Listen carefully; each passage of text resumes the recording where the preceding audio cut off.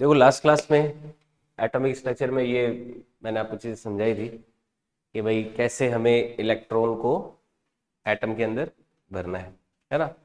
इसको भरने के लिए कुछ चीज़ें बताया कि भाई शेल, सब शेल, फिर ऑर्बिटल, ऑर्बिटल में दो इलेक्ट्रॉन क्लॉकवाइज और एंटी क्लॉकवाइज इस तरह से भरा जाता है। इसमें पहला प्रिंसिपल आया था पाउलीज एक्सक्लूसिव प्रिंसिपल कि कोई भी इलेक्ट्रॉन के लिए चारों क्वांटम नंबर सेम कभी भी नहीं होते हैं, मैक्सिमम 3 सेम हो सकते हैं। फिर n+l रूल, यानी कि वो ऑर्बिट जिसका n+l वैल्यू कम होगा उसकी एनर्जी क्या होगी, कम होगी। जिसकी n+l वैल्यू ज्यादा है उसकी एनर्जी ज्यादा होगी।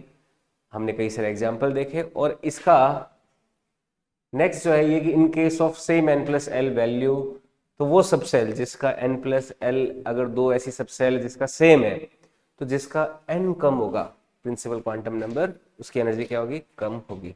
ये अपन ने पढ़ा। फिर मैंने एक आफ्बाउ आपको प्रिंसिपल समझाया कि आफ्बाउ नाम के, वैसे ये आफ्बाउ क्या एक डिजाइन होती है, उस डिजाइन के अकॉर्डिंग फिट बैठ रहा था ऑर्बिटल का एनर्जी डायग्राम। फिर हुंस रूल ऑफ मल्टीप्लिसिटी बताया कि इलेक्ट्रॉन की पेयरिंग तब तक स्टार्ट नहीं होती जब तक सभी जो डीजेनरेट ऑर्बिटल्स है उनमें सेम स्पिन के इलेक्ट्रॉनों को भर नहीं दिया जाता, है ना।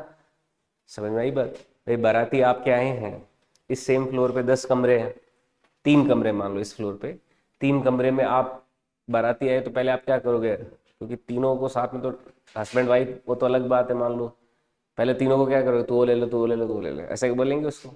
फिर तीनों जब भर गए फिर अपन एक को रिक्वेस्ट करेंगे साहब एक ने और एडजस्ट करो बैठे, दूसरा और आएगी हमारे, अब रूम को नहीं फ्लोर बात है, तो दो दो भरने शुरू करेंगे।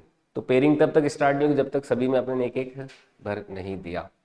फिर मैंने एक एग्जाम्पल बताया कौन सा हुंड्स रूल को वायलेट कर रहा है, ये तो हुंड रूल को वायलेट कर रहा है और ये पाउलीज एक्सक्लूसिव प्रिंसिपल को वायलेट कर रहा है। ठीक है, अब देखो इतना ये जो समझा है, इनको समझने के बाद में एक और यहां पर इलेक्ट्रॉनिक कॉन्फ़िगरेशन के लिए एक रूल होता है या फिर एक इंपॉर्टेंट हमें टर्म समझनी होती है, ये होता है stability of full filled and half filled orbitals, है ना। इसे समझते हैं, stability of full filled and half filled orbitals. Stability of full filled and half filled orbitals. देखो ये क्या कहता है कि अगर कोई सबशेल है, उस सबशेल में अगर कोई ऑर्बिटल फुल फील्ड है या हाफ फील्ड है ना, तो वो कॉन्फ़िगरेशन जो होगा इलेक्ट्रॉन का वो ज्यादा स्टेबल होगा। तो in any subshell, in any subshell, in any subshell,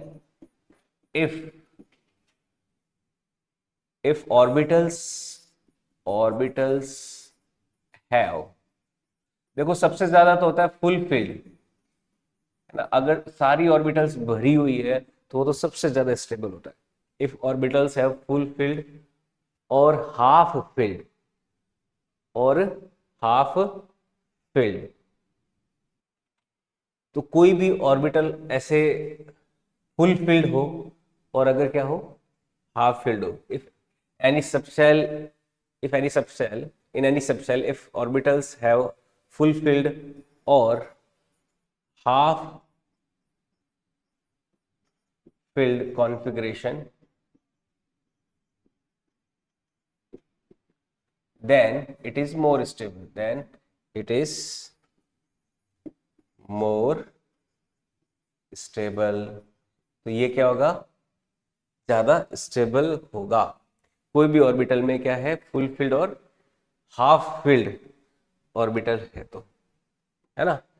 कैसे, क्या मतलब है इसका, जैसे मान लीजिए अगर मैं p के तीनों ऑर्बिटल्स का एक कॉन्फ़िगरेशन बनाऊं, इस तरह से मान लो ये P है और इसमें P के अलग अलग दो कॉन्फ़िगरेशन बनाओ। जैसे एक कॉन्फ़िगरेशन में तो है ये हाफ फिल्ड, है ना, एक में है पार्शियली फिल्ड। अब इन दोनों में से ज्यादा स्टेबल कौन सा होगा? पहले वाला, क्योंकि इसमें क्या है, देखो हाफ फील्ड है। और इन दोनों को अगर मैं ऐसे लूं, अगर देखो इन दोनों को भी और अपन, जैसे मैं इसमें भी मैं फुल फील्ड वाला अगर कॉन्फ़िगरेशन बना दूं,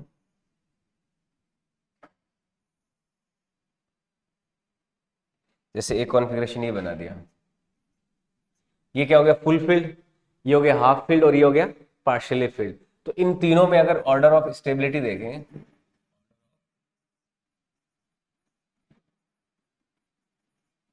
स्टेबिलिटी तो ये ज्यादा स्टेबल, उसके बाद ये स्टेबल और लास्ट में ये होगा, है ना। इससे तो बोलेंगे फुल फील्ड। ये तो हो गया अपना फुल फील्ड, ठीक है। ये हो गया हाफ फील्ड और ये हो गया पार्शियली फील्ड।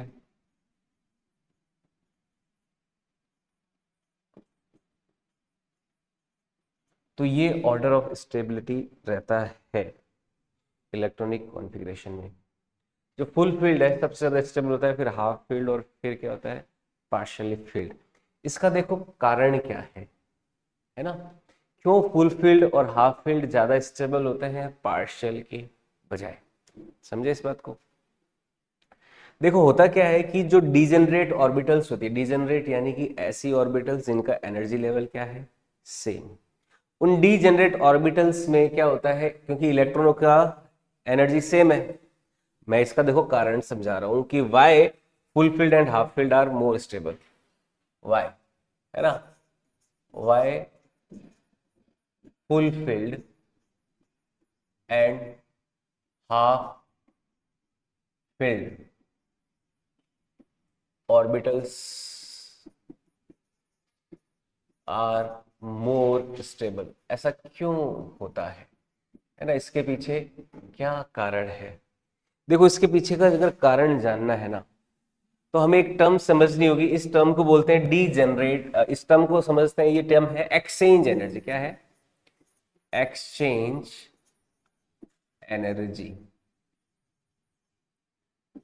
ये देखो एक्सचेंज एनर्जी क्या होती है, जब हमारा इलेक्ट्रॉनिक कॉन्फ़िगरेशन मान लो हमने इस तरह से भर रखा है, जैसे ये इलेक्ट्रॉन भर दिए, लेट सपोज इसमें, देखो इलेक्ट्रॉन किसमें है? डीजेनरेट ऑर्बिटल्स में है ना। यहां पे देखो क्या होता है कि एक इलेक्ट्रॉन, इन दोनों का एनर्जी सेम है, तो अब ये यहां पे ना रखे, ये क्या करेगा? इसके पास आना चाहेगा, है ना। अब इसकी जगह ये लेगा तो ये इसकी जगह ले लेगा, लेगा नहीं लेगा।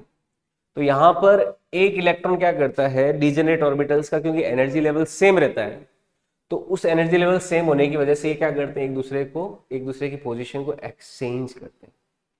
इस दौरान जो एनर्जी रिलीज होती है उसको क्या बोलते हैं? एक्सचेंज एनर्जी बोलते हैं, है ना। यही एनर्जी क्या कहलाती है? Exchange energy. जब डीजेनरेट ऑर्बिटल्स के इलेक्ट्रॉन अपनी आपस में पोजीशन को एक्सचेंज करते हैं और उस प्रोसेस में जो एनर्जी रिलीज होती है वो क्या कहलाती है? Exchange energy. तो पहले तो एक्सचेंज एनर्जी का डेफिनेशन ये अपन ध्यान में रखेंगे, क्या है कि in degenerate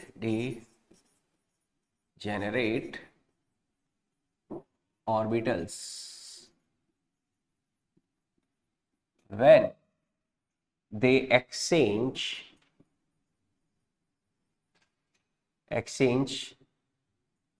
position with each other, then in this process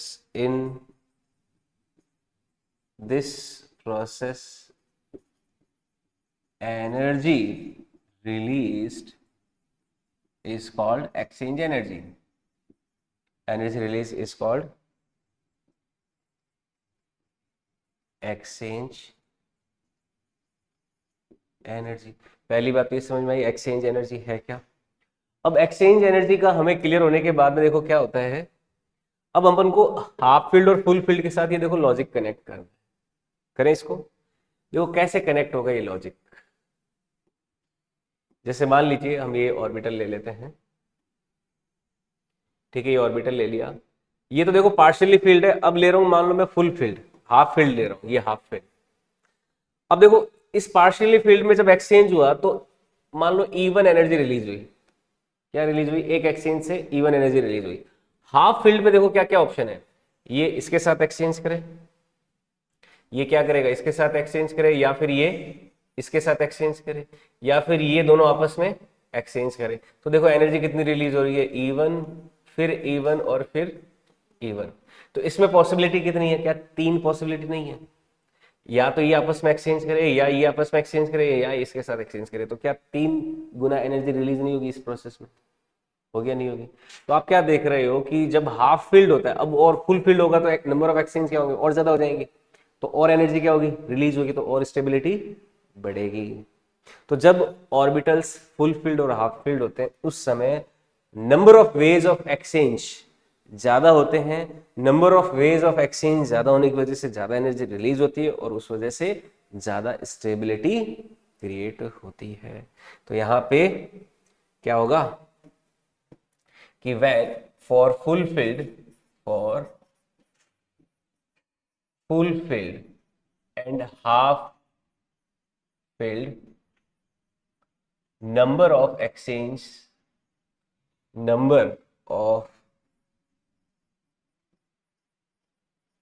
exchange are higher, so more energy is released,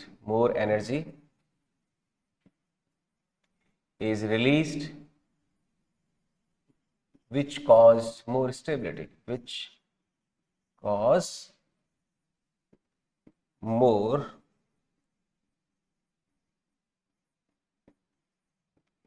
stability, जिससे क्या होता है? ज्यादा स्टेबिलिटी एक्वायर होती है, विच कॉज मोर स्टेबिलिटी।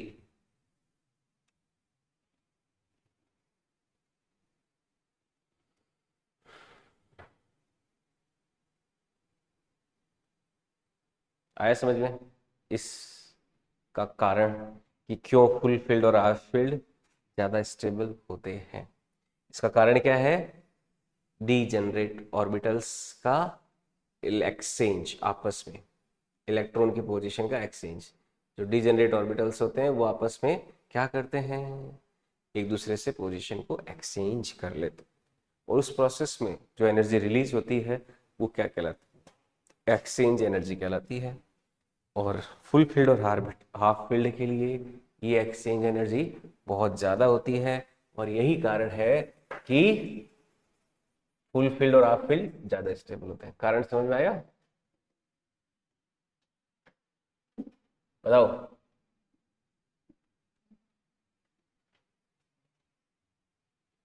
ठीक है, पहले पढ़ा था ये कारण। एक्सचेंज एनर्जी शायद नहीं, एग्जैक्ट बताओ।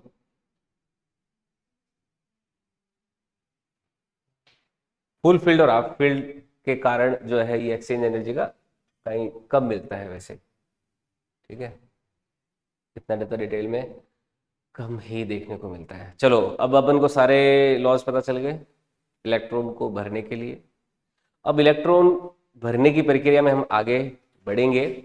अलग अलग जो हमारे एटम्स होते हैं, पहले तो एटॉमिक सीरीज है ना, एटॉमिक नंबर, और उस एटॉमिक नंबर पे अलग अलग जो एलिमेंट्स हैं, हमें 30 तक सीरीज याद रखनी होती है, 20 तक तो कंपलसरी है। जैसे कौन कौन से एलिमेंट और उसके एटॉमिक नंबर जेड, है ना। एक तो ले लेते हैं जेड, और ये हो गया एटॉमिक या फिर एलिमेंट। जैसे सबसे पहले एलिमेंट कौन सा आता है? किसका एटॉमिक नंबर होता है 1? कौन होता है? हाइड्रोजन। 2 पे कौन होता है? हीलियम। 3 पे लिथियम। फिर 4 पे बेरिलियम। 5 पे बोरोन। 6 पे कार्बन। 7 पे, 8 पे 9 पे, 9 पे क्लोरीन, 10 पे नियॉन, 11 पे सोडियम, 12 पे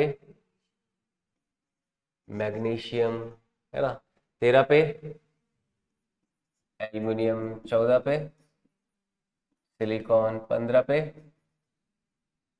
फॉस्फोरस, 16 पे सल्फर, 17 पे क्लोरीन, 18 पे आर्गन, 19 पे पोटेशियम, 20 पे कैल्शियम, फिर 21 पे स्कैंडियम, 22 पे टाइटेनियम, 23 पे, 23 पे वेनेडियम, वेनेडियम 24 पे क्रोमियम, 25 पे मैग्नीज, 26 पे आयरन, 27 पे कोबाल्ट, 28 पे निकल, 29 पे कॉपर और 30 पे जिंक। ये 30 तक हमें एटॉमिक सीरीज याद रखनी होती है। अब इन सभी के अपन देखेंगे इलेक्ट्रॉनिक कॉन्फ़िगरेशन कि कैसे हम एक एक करके भरते हैं, है ना, वो देखते हैं।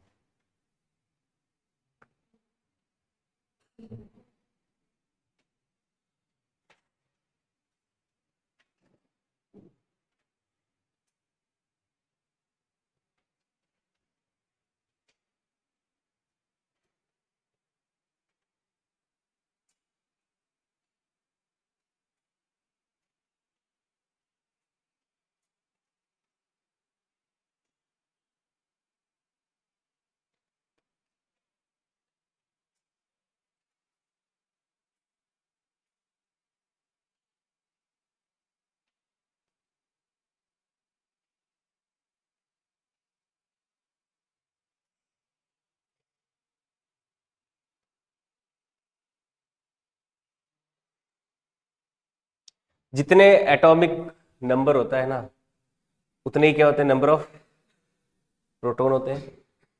कोई भी न्यूट्रल एटम के लिए, फॉर न्यूट्रल, न्यूट्रल एटम कौन होता है, जिसमें नंबर ऑफ प्रोटॉन और नंबर ऑफ इलेक्ट्रॉन सेम होते हैं। कोई भी न्यूट्रल एटम जो होता है उसमें जेड बराबर क्या होते हैं, number of proton and number of electron,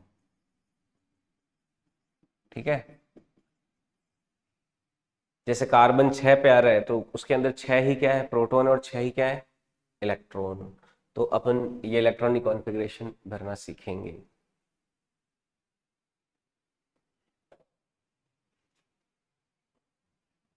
और उसमें से कुछ बातें समझेंगे।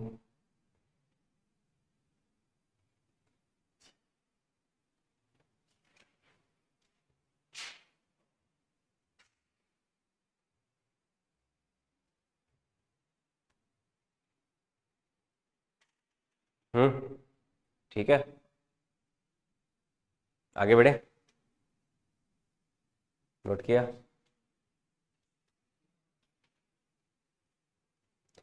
जैसे हाइड्रोजन की बात करें, इसका इलेक्ट्रॉनिक कॉन्फ़िगरेशन देखना है। हाइड्रोजन का क्या हो जाएगा, देखो सबसे पहले आता है 1s, है ना, एक इलेक्ट्रॉन बढ़ना है तो 1s1। इसको बोलते हैं अल्फाबेट, जो होता है ना अल्फाबेट मेथड, इसमें 1s 2s 3s के ऊपर ऐसे सबस्क्रिप्ट जैसा लगाते हैं। और एक होता है बॉक्स मेथड। बॉक्स मेथड में क्या किया हमने, 1s बनाया और उसमें एक क्लॉकवाइज और एंटी क्लॉकवाइज दोनों को दिखा दिया। ये दो तरीके होते हैं इलेक्ट्रॉनिक कॉन्फ़िगरेशन बढ़ने के। फिर हाइड्रोजन के बाद में आता है हीलियम। हीलियम में क्या आ जाएगा, 1s2। इसमें अपन क्या देखते हैं, अच्छा इसमें एक ही बढ़ना है, इसके बॉक्स में क्या होगा, एक इलेक्ट्रॉन, लेकिन इसमें क्या हो जाएगा, दो। ये क्या हो गया, देखो फुल फिल्ड हो गया है। हीलियम में 1s जो है, 1s में मैक्सिमम कितने आ सकते थे, दो इलेक्ट्रॉन आ सकते, दोनों आ गए। तो ये क्या है, फुल फिल्ड का केस है। किसका है, फुल फिल्ड ऑर्बिटल का केस है। फुल फिल्ड ऑर्बिटल का केस है तो हीलियम का जो इलेक्ट्रॉनिक कॉन्फ़िगरेशन है वो बहुत ज्यादा स्टेबल होगा, स्टेबल होगा ना। इसीलिए हीलियम जो एक नोबल गैस होती है, क्या होती है? Noble gas. Helium noble gas. Noble gas क्या होती है? ऐसी गैस जो किसी से रिएक्ट नहीं करती। ये नॉन रिएक्टिव गैस होती है। क्या होती है? नॉन रिएक्टिव गैस होती है हीलियम। हीलियम के बाद में नेक्स्ट कॉन्फ़िगरेशन है लिथियम का। 3 पे आता है तो 1s2 तो भर गया, फिर 2s1 हो जाएगा, है ना। लिथियम के बाद में बेरिलियम, तो 1s2 2s2। अब देखो ये भी फुल फील्ड वाला है, क्या ये स्टेबल कॉन्फ़िगरेशन है? क्योंकि 2s2 के साथ कौन आता है? 2p आता है, तो 2p का भी भरना क्या है? जरूरी है। खाली 2s2 पे अपन नहीं देखेंगे, हम पूरी की पूरी सेकंड शेल जो है उसके लिए देखेंगे कि फुल फील्ड है या हाफ फील्ड है। समझ में आई बात? ये तो बेरिलियम का 2p जो है खाली नहीं है, तो ऐसा स्टेबल नहीं बोलेंगे इसको। 1s2 2s2 हो गया बेरिलियम। फिर बोरोन का 1s2 2s2 2p1। फिर बोरोन, बेरिलियम बोरोन, बोरोन के बाद में कार्बन। कार्बन का कितना हो गया? 1s2 2s2 2p2। अच्छा, एक टर्म होती है वैलेंस शेल।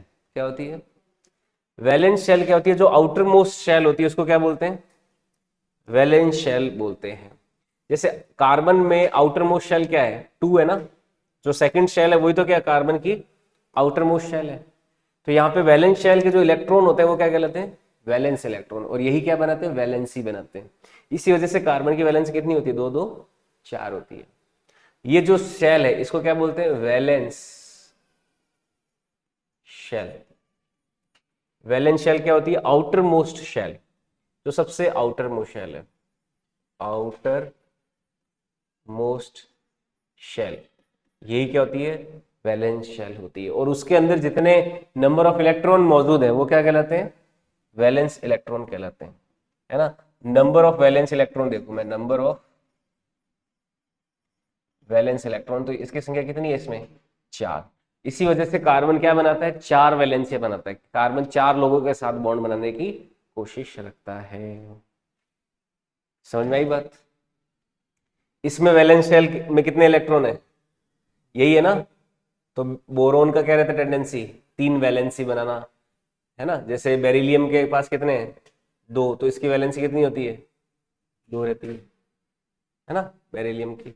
तो ऐसे ध्यान रखना। जैसे इसके अंदर कितने नंबर ऑफ वैलेंस इलेक्ट्रॉन? कितने हैं? 3। तो जो बोरोन है, जैसे बोरोन का कोई कंपाउंड याद है? BF3। तो 3 फ्लोरीन जुड़ते हैं ना। जैसे एग्जाम्पल के तौर पे बोरोन के साथ BF3 है, तो इसमें बोरोन की 3 वैलेंसी है। कार्बन की 4 वैलेंसी का कोई एग्जाम्पल क्या होता है? जैसे मेथेन है, CH4। तो कार्बन क्या करता है? अपने से 4 लोगों को जोड़ने की कोशिश करता है। हाइड्रोजन के वैलेंस शेल में कितने इलेक्ट्रॉन है? एक ही है, तो ये एक के साथ ही जुड़ने का काम करता है। तो इसकी वैलेंसी कितनी होती है? 1। हाइड्रोजन की वैलेंसी कितनी है? 1। तो हाइड्रोजन एक ही बॉन्ड बनाने के लिए हमेशा प्रेरित रहता है। ठीक है। तो ये कुछ बातें हैं hydrogen, helium, lithium, beryllium, boron, carbon तक के इलेक्ट्रॉनिक कॉन्फ़िगरेशन की।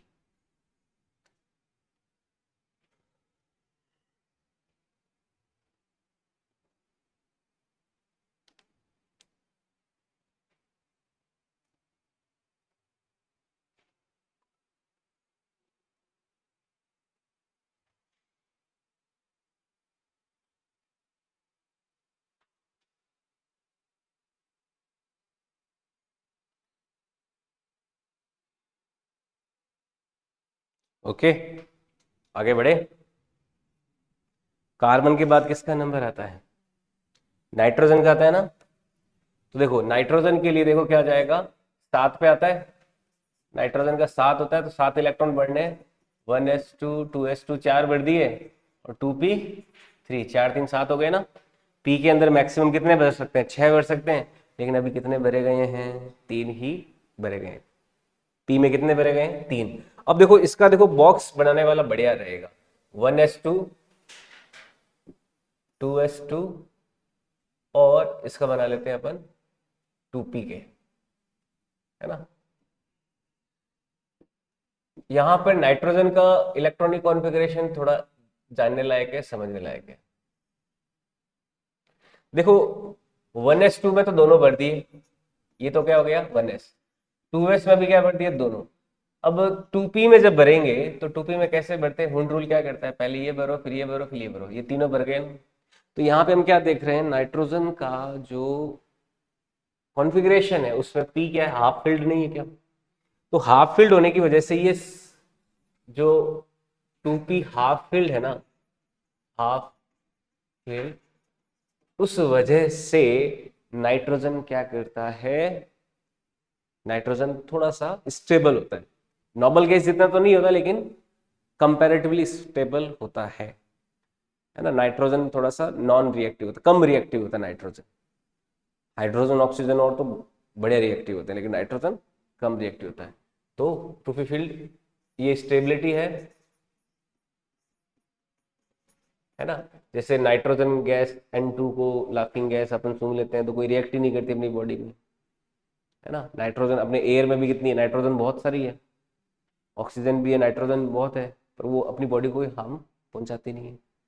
तो नाइट्रोजन क्या रहता है, स्टेबिलिटी है इसके पास, तो नॉन रिएक्टिव। इसके अलावा देखो इसके वैलेंस शेल में इलेक्ट्रॉन कितने हैं, वैसे तो 3 2 5 है, 3 2 5 है, लेकिन ये दोनों इलेक्ट्रॉन तो क्या पेयर्ड है, तो ये कितने रह गए, केवल 3 रह गए। तो नाइट्रोजन की वैलेंसी, हालांकि वैलेंस शेल में इलेक्ट्रॉन कितने 5 है ना। वैलेंस शेल इलेक्ट्रॉन कितने 5 है, लेकिन जो अनपेयर्ड है कितने हैं 3। अनपेयर्ड कितने हैं 3, ये तो दो कितने हैं पेयर्ड है। भाई वैलेंस शेल क्या होता है, जो आउटर मोस्ट शेल है वही तो होता है। तो इस वजह से नाइट्रोजन की जो टेंडेंसी रहती है, क्योंकि 3 अनपेयर्ड इलेक्ट्रॉन है तो वो तीनों का क्या करना चाहेगा, पेयर करना चाहेगा। तो यहाँ पे 3 सिंगल वैलेंसी वाले दूसरे जो एटम्स होंगे उनको, उनके साथ बॉन्डिंग बनाएगा। तो नाइट्रोजन की वैलेंसी कितनी रहती है, जनरली 3 रहती है। हालांकि नाइट्रोजन की जो फैमिली है, नाइट्रोजन के नीचे कौन आता है, फॉस्फोरस और वो आते हैं, वो पेंटावैलेंट तक भी वैलेंसी शो करते हैं। तो अनपेयर्ड 3 इलेक्ट्रॉन है, तो उसके एग्जाम्पल क्या है, नाइट्रोजन के कोई कंपाउंड पता है, जैसे अमोनिया हो गया तो NH3, है ना, इस तरह से। तो 3 वैलेंसी के साथ ये बना रहा है। ओके, तो ये नाइट्रोजन। नाइट्रोजन के बाद में हमारी प्राणवायु ऑक्सीजन 8 है, 1s2 2s2 2p4, 2p4 हो गया ना। अब देखो ऑक्सीजन के लिए भी ये बॉक्स बनाते हैं, ये सेम बॉक्स ऑक्सीजन के लिए भी काम में लेते हैं। अगर ऑक्सीजन के लिए देखें तो 2p4 कैसे बनोगे आप, चौथा इलेक्ट्रॉन यहां लाओगे, तो बताओ ऑक्सीजन में कितने अनपेयर्ड इलेक्ट्रॉन है, 2। तो ऑक्सीजन को क्या चाहिए, 2 और चाहिए, तो इसीलिए 2 इलेक्ट्रॉन लेने की टेंडेंसी है, इसीलिए ऑक्सीजन की वैलेंसी क्या होती है, -2 होती है ना। अगर ऑक्सीजन को 2 इलेक्ट्रॉन और मिल जाए तो क्या हो जाएगा, इसका फुल फील्ड ऑर्बिटल बन जाएगी, स्टेबिलिटी आ जाएगी ना। इसी वजह से इसको 2 इलेक्ट्रॉन और चाहिए। कोई 2 इलेक्ट्रॉन लेने की टेंडेंसी रहती है, उसलिए उसके लिए ऊपर क्या लगाते हैं, -2। किसी का अगर देने का रहता है तो क्या लगाते हैं, +2, प्लस या ऐसे कुछ लगाएंगे। नाइट्रोजन 3 दे भी सकता है, 3 ले भी सकता है ना, डिपेंड करेगा कि सामने कौन है। अब देखो इसमें इसमें कोई पार्शियली फील्ड है, वो ऐसा है, फुल फील्ड हाफ फील्ड का नहीं, तो स्टेबल नहीं होता है। लेकिन अनपेयर्ड इलेक्ट्रॉन कितने वैलेंस शेल में, 2 है ना। Number of unpaired electron in valence shell Vs, ये कितने हैं 2। और इसका 2 इलेक्ट्रॉन और लेने का टेंडेंसी रहता है, इट हैव टेंडेंसी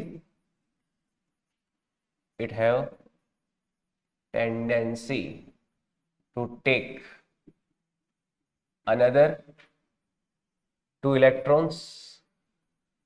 तो वैलेंसी जो है इसकी ऑक्सीजन की क्या रहती है, -2 रहती है। आप देखते हो ना O-2 ऐसे रखा हुआ होता है। जैसे वाटर में भी देखो H2O, यहाँ पे हाइड्रोजन ने 2 इलेक्ट्रॉन ऑक्सीजन को देके ऐसे H2O वाला बॉन्ड बनाया। ऑक्सीजन के साथ क्या जुड़े हुए हैं, 2 जुड़े हुए हैं, H2O SO2 वगैरह वगैरह, बहुत सारे ऐसे बनते हैं। ठीक है, तो ये ऑक्सीजन, ऑक्सीजन के बाद में किसका नंबर आया? फ्लोरीन का। तो फ्लोरीन में एक और बढ़ देंगे, ऑक्सीजन के बाद में नंबर आया फ्लोरीन का। फ्लोरीन आता है 9 नंबर पर, यही रिपीट होगा, एक एक्स्ट्रा इलेक्ट्रॉन भर देंगे, तो 2p क्या हो जाएगा? 5। तो यहाँ पे एक, तो इसके पास क्या है? एक इलेक्ट्रॉन की कमी है, एक इलेक्ट्रॉन मिलता तो क्या होगा? फुलफिल्ड हो जाता। तो इसीलिए एक इलेक्ट्रॉन और मिल जाए तो फ्लोरीन पे वैलेंसी क्या रहती है? -1 रहती है, F-1 होता है ना। फ्लोरीन जब भी किसी के साथ बॉन्ड बनाता है तो एक सिंगल बॉन्ड बनाने की इसकी टेंडेंसी रहती है, एक इलेक्ट्रॉन लेके।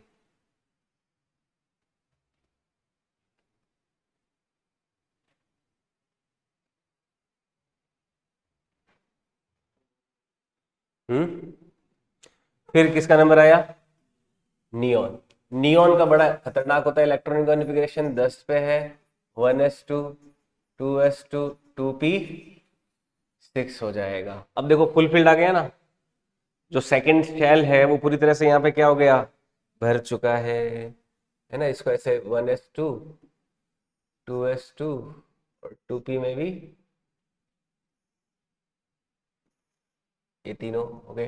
तो इसमें अगर अपन भरें तो 1s2 2s2 2p में 6 इलेक्ट्रॉन ये भर दिए, तो यहाँ पे क्या हो गया? फुलफिल्ड आ गया, है ना, 1s 2s 2p। ये फुलफिल्ड है और ये बहुत स्टेबल हो जाता है। Fulfilled, very stable noble gas हमें मिलती है। ठीक है, नियॉन जो है बहुत स्टेबल नोबल गैस का एग्जाम्पल है, फुलफिल्ड है। ओके। फिर नियॉन के बाद में किसका नंबर आता है? सोडियम का, Na 11 पे है ना। तो देखो इसका 2p के बाद कौन सा एनर्जी आती है, कौन सा ऑर्बिटल आता है? 2p के बाद में 3s आता है, फिर 3p आता है, फिर 3d, 3d से पहले 4s आता है। तो 11 है, तो अब सोडियम का इलेक्ट्रॉनिक कॉन्फ़िगरेशन 10 तक तो कैसा रहेगा? नियॉन के जैसा। तो उसको वापस रिपीट करने की जरूरत नहीं है, उसको क्या रख दिया? नियॉन। अब 2p के बाद किसका नंबर आता है? 3s, और 3s में भी क्योंकि 10 इलेक्ट्रॉन तो यहाँ भर चुके हैं इस कॉन्फ़िगरेशन में, आगे किसका आएगा? 3s1 आएगा ना। अब इसके आउटर शेल में कितने इलेक्ट्रॉन है? एक। अगर ये एक इलेक्ट्रॉन दे देता है तो कैसा इस कॉन्फ़िगरेशन प्राप्त कर लेगा? स्टेबल। इसीलिए सोडियम की वैलेंसी क्या होती है? +1 होती है। सोडियम की वैलेंसी क्या हो जाएगी? Na, जैसे प्लस लेते हैं ना, तो इसका वैलेंस शेल इलेक्ट्रॉन कितना है? ये 1 है, और उसी को भी ये देने की टेंडेंसी रखता है ताकि ये नियॉन जैसा नॉर्मल गैस कॉन्फ़िगरेशन प्राप्त कर ले। सोडियम के बाद में मैग्नीशियम। मैग्नीशियम किस पे आता है? 12 पे। 10 इलेक्ट्रॉन तो नियॉन की तरह भर लिए, बाकी क्या भर लिया? 3s2। अब इसकी टेंडेंसी क्या रहेगी? 2 इलेक्ट्रॉन देने की, तो इसलिए क्या रहता है? इसका वैलेंसी +2 रहता है ना। वैलेंस शेल जो इलेक्ट्रॉन है इसके अंदर कितने होंगे? 2 होंगे। मैग्नीशियम के बाद में एल्यूमिनियम। एल्यूमिनियम कितने पे आता है? 13 पे। क्या हो गया? नियॉन 3s2 3p1 हो जाएगा ना। 3s2 3p1। तो वैलेंस शेल में इलेक्ट्रॉन कितने हैं? 3। ये तीनों को देने की टेंडेंसी रखेगा तो कितने हो जाएगा? Al+3। जो वैलेंस शेल इलेक्ट्रॉन है इसके पास कितने हो गए? 3। ये तीनों को देके कैसा कॉन्फ़िगरेशन चाहेगा? नियॉन के जैसा बन जाए। इसीलिए एल्युमिनियम की वैलेंसी क्या रहती है? +3 रहती है। मैग्नीशियम की +2, सोडियम की +1, इस तरह से वैलेंसीज पाई जाती है।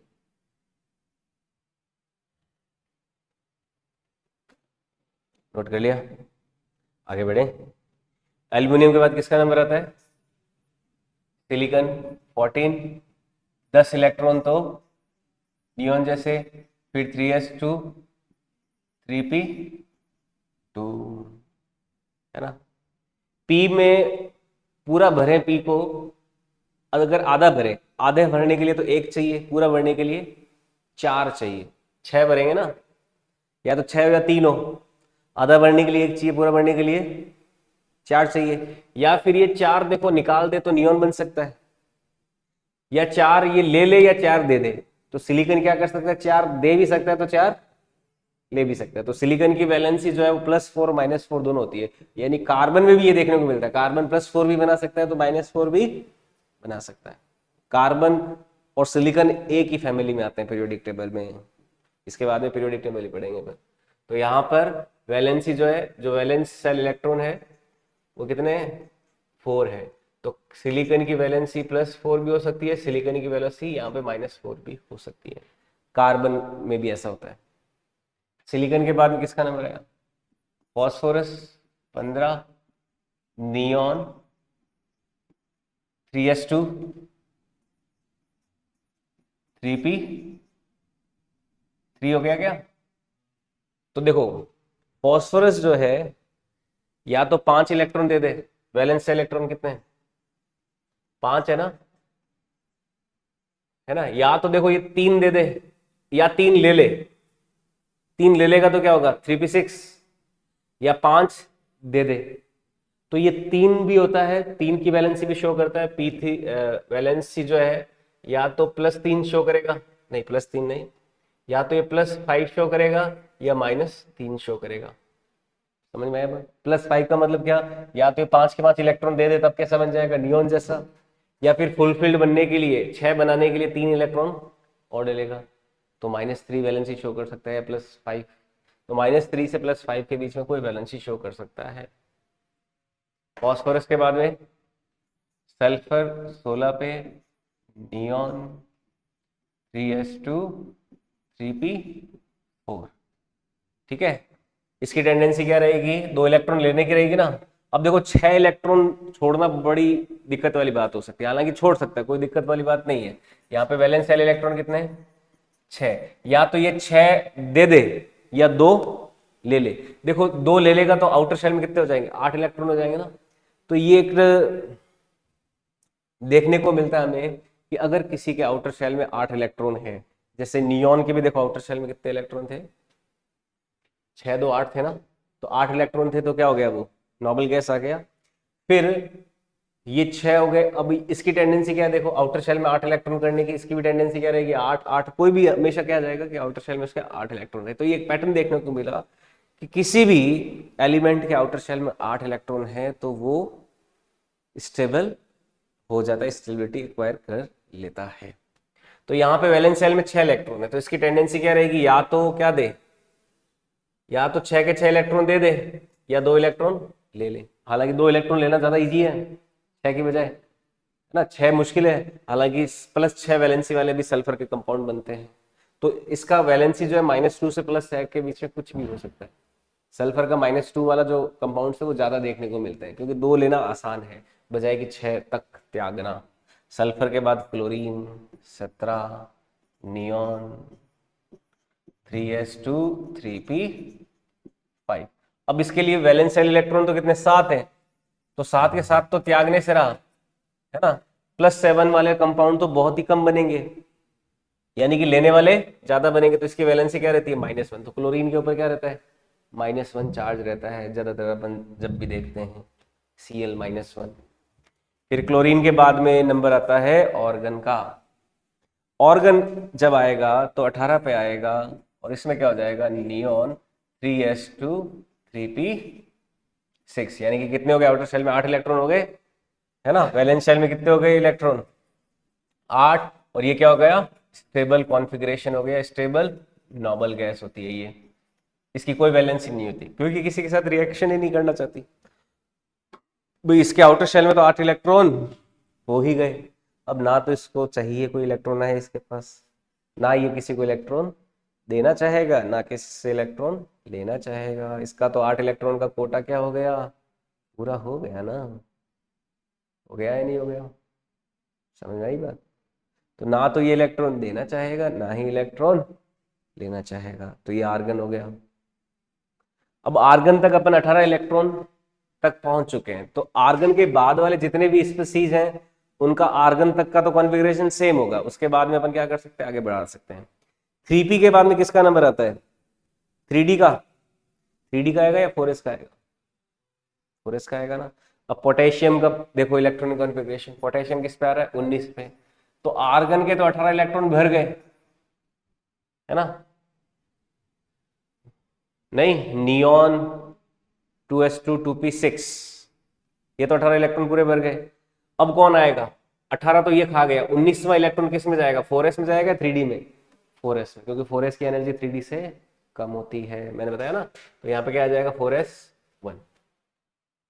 तो बताओ इसकी टेंडेंसी क्या रहेगी, एक इलेक्ट्रॉन देने की रहेगी ना, ताकि ये आर्गन जैसा बन जाए। तो इसका वैलेंस शेल इलेक्ट्रॉन कितने हैं, कितने इसके पास, एक ही बोलेंगे क्योंकि 4s वाला हो गया वो तो, एक हो गया। तो इसकी टेंडेंसी क्या रहती है, एक इलेक्ट्रॉन देने की। तो पोटेशियम का कोई भी कंपाउंड देखोगे तो उसमें उसका वैलेंसी क्या रहता है, +1 रहता है। पोटेशियम के बाद में कैल्शियम 20 पे, तो आर्गन 4s2, तो वैलेंस शेल इलेक्ट्रॉन इसके हो गए 2।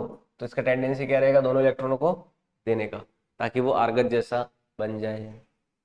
फिर scandium, titanium, मैनेडियम, manganese, chromium. Chromium का देखो, मैं आगे वाले सारे बढ़ा के, अच्छा 4s2 के बाद में एक और ले लेते हैं, स्कैंडियम का, ये किस पे आ रहा है, 21 पे। अब 4s2 तो पूरा भर गया, 4s के बाद में किसका नंबर आता है, 3d अब आता है ना भाई, 4s के बाद में किसका नंबर आता है, 3d। तो 3d में एक इलेक्ट्रॉन भरेंगे, समझ में आया बात? अब 3d भरना शुरू होगा, और 3d में कितने भरते हैं, 10 इलेक्ट्रॉन तक भरते हैं ना, 3d1 3d2 3d3 3d4, 3d4 किसका आएगा, 24 नंबर पे कौन आता है, क्रोमियम आता है।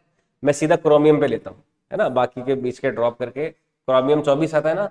अब देखो क्रोमियम का जो इलेक्ट्रॉनिक कॉन्फ़िगरेशन है वो क्या होना चाहिए, आर्गन 4s2 3d4 होना चाहिए, होना चाहिए ना। लेकिन ऐसा ना हो कि क्या होता है, डी पे तो 5 आ जाएगा और एस पे 1 आ जाएगा, क्योंकि यहाँ पे हाफ फील्ड बनाने हैं ना अपन को। तो ये ना हो के इसको अपन क्या करते हैं, आर्गन का तो ऐसा ही रखते हैं 4s1, ताकि ये हाफ फील्ड हो गया और 3d5 भी क्या हो गया, हाफ फील्ड हो गया। तो इसमें क्या होता है, एक एक्सेप्शनल इलेक्ट्रॉनिक कॉन्फ़िगरेशन देखने को मिलता है। तो क्रोमियम का इलेक्ट्रॉनिक कॉन्फ़िगरेशन ये ना हो के ये होता है। ऐसे को ऐसे के लिए क्रोमियम पे स्टार लगा देते हैं अपन, ऐसे इलेक्ट्रॉनिक कॉन्फ़िगरेशन के लिए।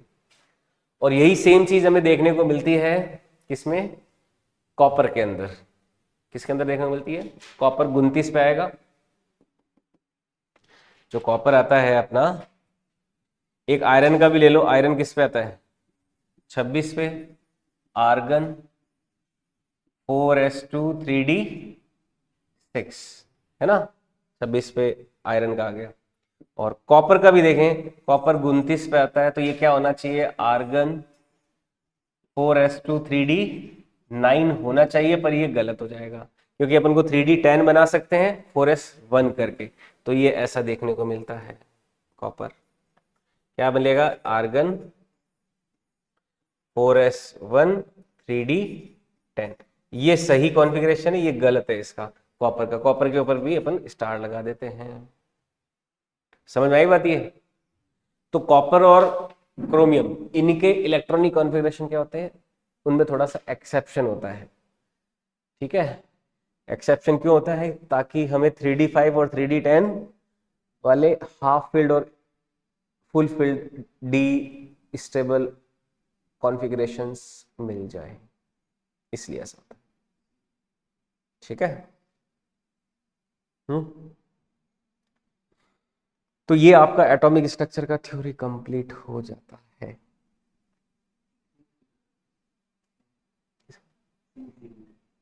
जिंक का, जिंक में क्या आएगा, 30 पे, तो क्या आ जाएगा 4s2 3d10, है ना। अब 3d के बाद में किसका नंबर आता है, 4p का, 4p का ही आएगा ना। तो फिर उस 4p को बढ़ने लग जाओ, 4p में 6 इलेक्ट्रॉन भरो, फिर 4p बढ़ जाए, तो 4p के बाद किसका नंबर आएगा, 5s का, 5s को बढ़ने लग जाओ, 5s में 2 इलेक्ट्रॉन भरो, तो ऐसे ही चलता रहता है ये, ठीक है।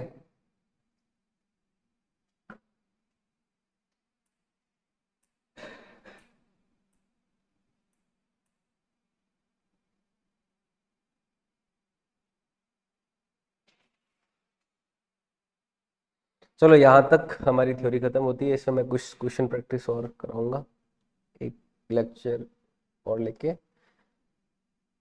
ठीक है।